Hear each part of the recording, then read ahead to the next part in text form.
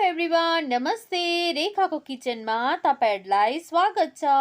आज चाहिँ म तपाईहरुसँग ब्रेड फ्रुट्स केकको रेसिपी शेयर गर्न गइरहेको छु। यो चाहिँ एकदमै सजिलो छ। यो त 10 मिनेटमा बनिएर रेडी भइहाल्छ। ब्रेड केक बनाउनुको लागि चाहिँ म यहाँ ब्रेडलाई साइडबाट काट्दै छु। यो साइड चाहिँ हार्ड हुन्छ, हामीलाई केक बनाउनुको लागि चाहिँदैन। तपाईहरु पनि केक बनाउनु भन्दा अगाडि यसरी एजेसलाई काटिदिनुस् होला। मैले चाहिँ सबै ब्रेडलाई काटिसकेको छु।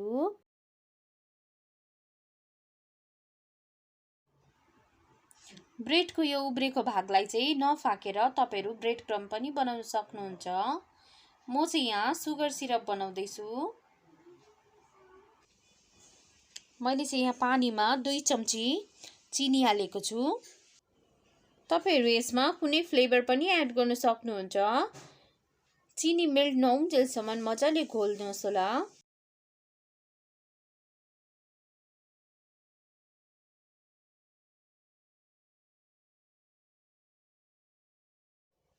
मेरो चाहिँ सुगर सिरप बनिएर रेडी भइसकेको छ। म चाहिँ केक बनाउनुको लागि यहाँ ब्रेड राख्दै छु।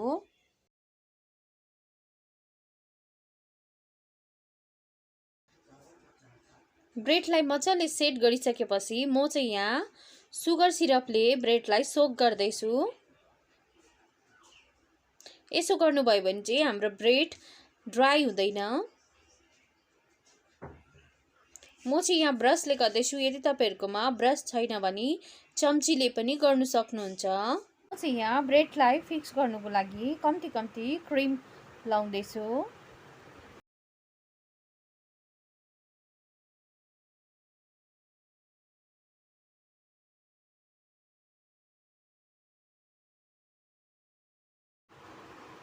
म चाहिँ क्रिम लगाएर ब्रेडलाई कोट गर्दै छु।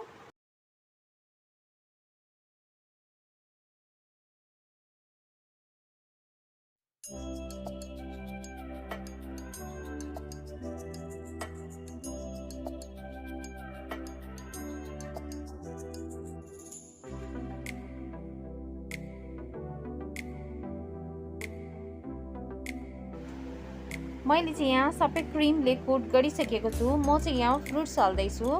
मैले चाहिँ यहाँ एप्पल, ग्रेप्स, पोमिग्रेनेट हालेको छु। तपाईहरुकोमा जुन फ्रुट्स अवेलेबल हुन्छ त्यही लाउँदा हुन्छ।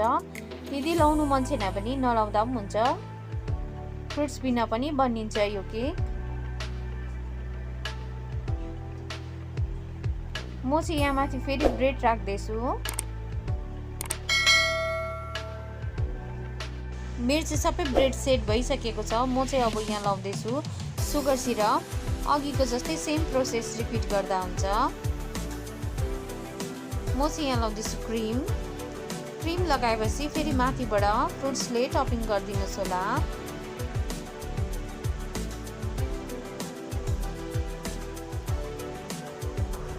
यो चाहिँ मेरो लास्ट हो। अब म चाहिँ यो माथि चाहिँ फ्रुट्स राख्दिन। अब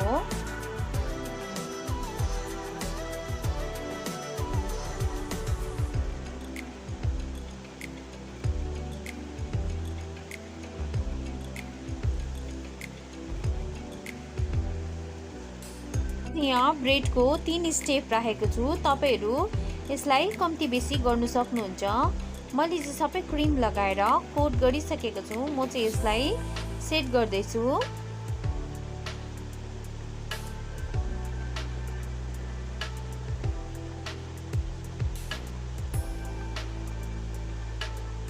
मैले चाहिँ यहाँ केकको साइडलाई चाहिँ फोमको डिजाइन दिँदै छु।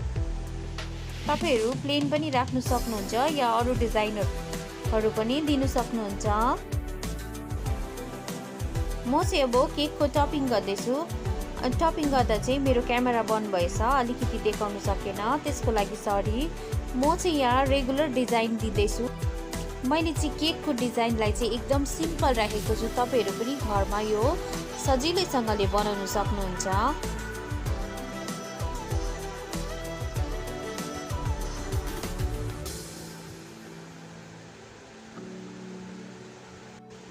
मैले चाहिँ केकलाई टपिङ गरिसकेको छु। म चाहिँ बेसमा पनि यही सेम डिजाइन रिपिट गर्दै छु।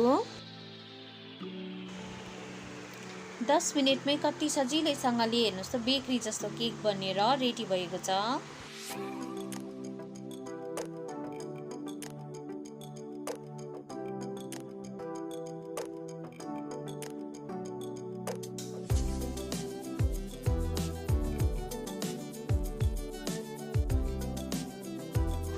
म चाहिँ यहाँ स्प्रिङ्कल हाल्दैछु, तपाईँहरू यसको माथि चक्लेटहरू पनि हाल्न सक्नुहुन्छ।